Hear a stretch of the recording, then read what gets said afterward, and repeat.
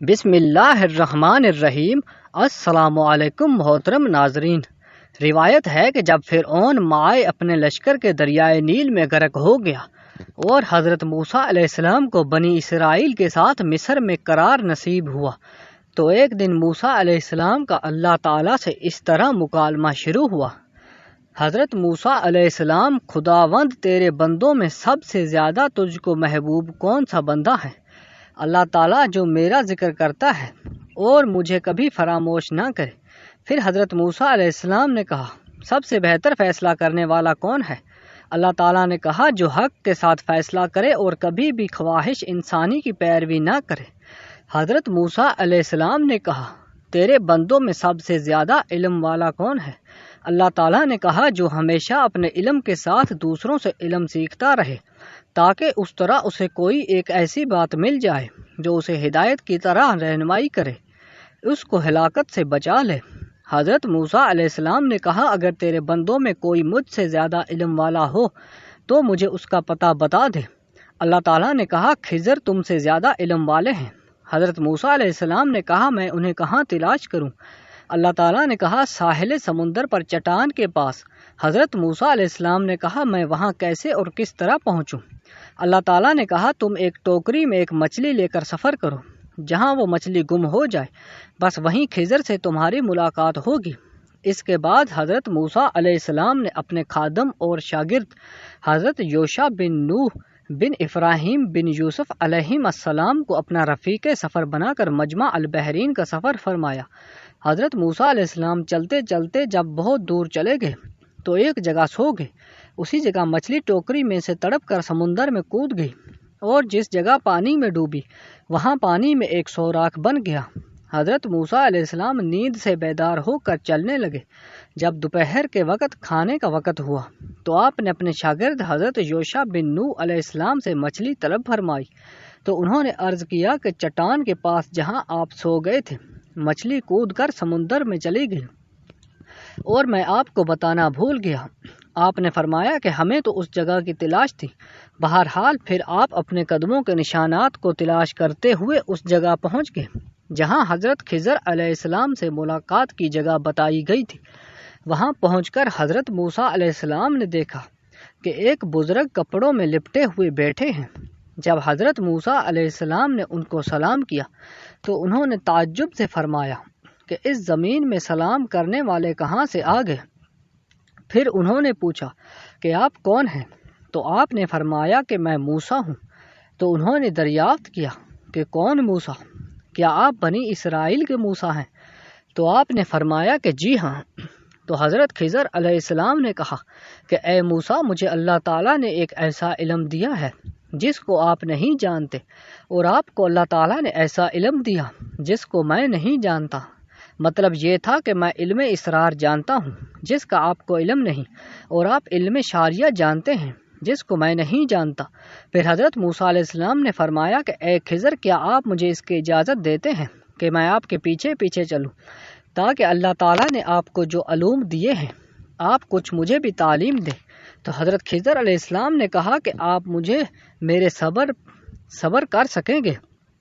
حضرت موسیٰ علیہ السلام نے فرمایا کہ میں انشاءاللہ تعالیٰ صبر کروں گا اور کبھی بھی کوئی نافرمانی نہیں کروں گا۔ حضرت خضر علیہ السلام نے کہا کہ شرط یہ ہے کہ آپ مجھ سے کسی بات سے متعلق کوئی سوال نہ کریں گے یہاں تک کہ میں خود آپ کو بتا دوں۔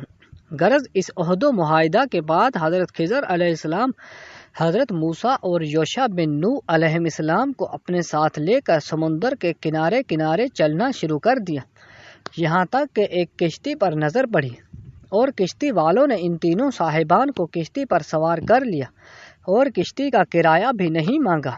جب یہ لوگ کشتی میں بیٹھ گئے تو حضرت خضر علیہ السلام نے اپنے جھولے میں سے کلہاڑی نکالی اور کشتی کو پھاڑ کر اس کا ایک تختہ نکال کر سمندر میں پھینک دیا۔ یہ منظر دیکھ کر حضرت موسیٰ علیہ السلام برداشت نہ کر سکے اور حضرت خضر علیہ السلام سے یہ سوال کر بیٹھے کہ کیا تم نے اس لیے چیرا کہ اس کے سواروں کو ڈبا دوں؟ بے شک تم نے بری بات کی۔ حضرت خضر علیہ السلام نے کہا کہ کیا میں نے آپ سے کہہ نہیں دیا تھا کہ آپ میرے ساتھ صبر نہ کر سکیں گے؟ حضرت موسیٰ علیہ السلام نے معذرت کرتے ہوئے فرمایا کہ میں نے بھول کر سوال کر دیا۔ لہٰذا آپ میری بھول پر گرفت نہ کیجیے اور میرے کام میں مشکل میں نہ ڈالیے۔ پھر یہ حضرات کچھ دور آگے کو چلے تو حضرت خضر علیہ السلام نے ایک نابالغ بچے کو دیکھا جو اپنے ماں باپ کا اکلوتا بیٹا تھا۔ حضرت خضر علیہ السلام نے گلا دبا کر اور زمین پر پٹک کر اس بچے کو قتل کر ڈالا۔ یہ ہوش ربا خونی منظر دیکھ کر حضرت موسیٰ علیہ السلام میں صبر کی تاب نہ رہی اور آپ نے ذرا سخت لہجے میں حضرت خضر علیہ السلام سے کہہ دیا۔ موسیٰ نے کہا، کیا تم نے ایک ستھری جان بے کسی جان کے بدلے قتل کر دی؟ بے شک تم نے بہت بری بات کی۔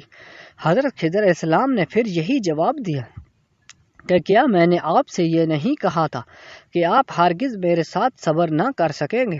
حضرت موسیٰ علیہ السلام نے فرمایا کہ اچھا، اب اگر اس کے بعد میں آپ سے کچھ پوچھوں تو آپ میرے ساتھ نہ رہیے گا۔ اس میں شک نہیں کہ میری طرف سے آپ کا عذر پورا ہو چکا ہے۔ پھر اس کے بعد ان حضرات نے ساتھ ساتھ چلنا شروع کر دیا، یہاں تک کہ یہ لوگ ایک گاؤں میں پہنچے اور گاؤں والوں سے کھانا طلب کیا، مگر گاؤں والوں میں سے کسی نے بھی ان صالحین کی دعوت نہیں کی۔ پھر ان دونوں نے گاؤں میں ایک گرتی ہوئی دیوار کو پایا تو حضرت خضر علیہ السلام نے اس میں اعظم پڑھ کر دیوار سیدھی کر دی۔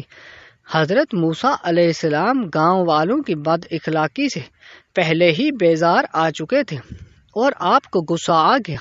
آپ برداشت نہ کر سکے اور یہ فرمایا، تم چاہتے ہو اس پر کچھ مزدوری لے لیتے۔